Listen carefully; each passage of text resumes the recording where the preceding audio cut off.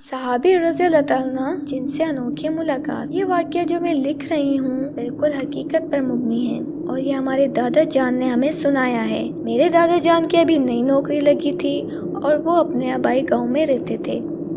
گاؤں تو نہیں، قصبہ کہہ لیں۔ میرے دادا جان شروع ہی سے نماز کے پابند تھے، دین کے کاموں میں بڑھ چڑھ کر حصہ لیتے تھے اور مسجد میں درس و تدریس سننے والے۔ باقاعدگی سے نماز پڑھنے کی وجہ سے مسجد کے امام کے ساتھ دوستی ہو گئی۔ نماز سے فراغت کے بعد کوئی نہ کوئی بات آپس میں ڈسکس کر لیتے تھے۔ اسی طرح باتوں کے دوران امام صاحب نے کہا کہ عطا صاحب، آج میں آپ کو ایک سچا واقعہ سناتا ہوں کہ ایک دفعہ کا ذکر ہے کہ میں نماز پڑھ کر فارغ ہوا۔ جب سب نمازی چلے گئے اور آخر میں ایک نمازی رہ گیا، نمازی نے کہا کہ مسئلہ دریافت کرنا ہے۔ میں نے کہا کہ پوچھو، لیکن نمازی نے کہا آپ کو ذرا زحمت دینا ہوگی، آپ کو میرے ساتھ چلنا ہوگا۔ وہ مجھے ساتھ لے کر چل پڑا، وہ آگے آگے، میں پیچھے پیچھے۔ چلتے چلتے ایک میدان آ گیا، وہاں پر کناتیں لگی ہوئی تھیں، بہت سے لوگ بیٹھے ہوئے تھے، ایسے جیسا کہ کوئی عدالت لگی ہو، کوئی دربار لگا ہوا تھا۔ لیکن دروازے پر پہنچ کر نمازی نے کہا کہ آپ گھبرائیں نہیں، ہم جنات قوم سے ہیں اور ہم کو ایک مسئلہ درپیش ہے۔ خیر، امام صاحب اندر چلے گئے، سب لوگ جنات کھڑے ہو گئے۔ عزت کے ساتھ عدالت لگی ہوئی تھی، سامنے کرسی پر جج بیٹھا ہوا تھا اور مجرم کے کٹہرے میں ایک شخص کھڑا ہوا تھا اور سامنے ایک لاش پڑی ہوئی تھی جو کہ چادر سے ڈھکی ہوئی تھی۔ خیر، انہوں نے امام صاحب کو تعظیم کے ساتھ بٹھایا اور مسئلہ بیان کیا کہ سامنے جو لاش آپ دیکھ رہے ہیں یہ ایک جن کی ہے اور سامنے کٹہرے میں جو شخص کھڑا ہے یہ ایک انسان ہے۔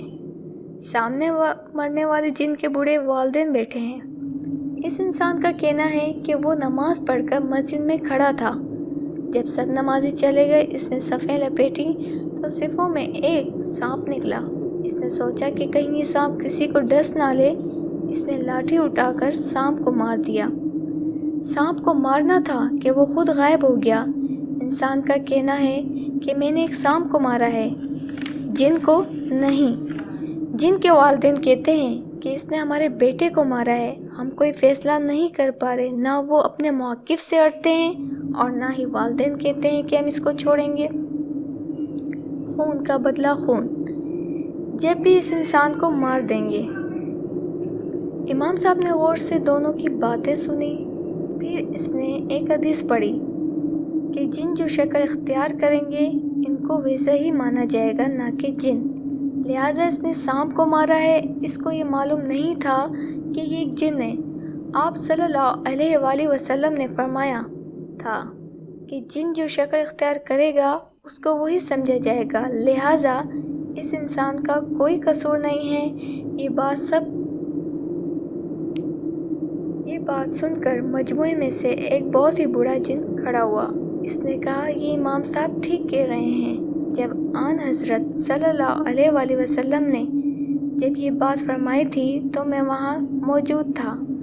آپ صلی اللہ علیہ وآلہ وسلم نے فرمایا تھا کہ جن جو شکل اختیار کرے گا اس کو وہی سمجھا جائے گا۔ جنوں کی چونکہ عمریں بہت لمبی ہوتی ہیں، لہٰذا بات کی تصدیق اور گواہی کی صورت میں فیصلہ انسان کے حق میں سنایا گیا، اور عدالت کے جج نے امام صاحب کا شکریہ ادا کیا اور کہا آپ نے ایک حدیث سے ہمارا اتنا بڑا فیصلہ حل کروا دیا۔ ہم کو 3 دن ہو گئے تھے کہ ہم کوئی فیصلہ ہی نہیں کر پا رہے تھے۔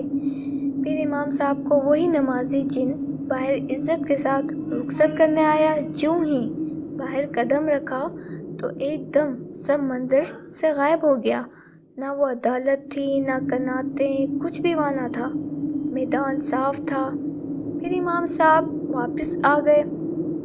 جب وہ انسان گھر پہنچا تو گھر والوں کو واقعہ سنایا کہ اس کو جن اٹھا کر لے گئے تھے اور 3 دن 3 راتیں جنوں کے ساتھ گزار کر آیا ہے۔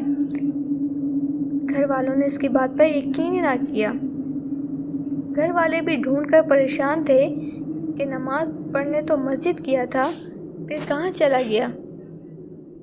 اس کے بعد امام صاحب نے دادا جان کو تمام واقعہ سنایا اور دادا جان بہت حیران ہوئے، چونکہ امام صاحب نے ایک بوڑھے گواہ جن کو دیکھا تھا۔ بوڑھے جن نے ایمانت کی حالت میں حضور صلی اللہ علیہ وآلہ وسلم کو دیکھا تھا، وہ جن صحابی رضی اللہ تعالیٰ عنہ کہلایا۔ دادا جان نے یہ سچا واقعہ بچپن میں سنایا تھا، لیکن آج تک نہیں بھولا، اور یہ واقعہ پاکستان بننے سے ذرا قبل کا ہے۔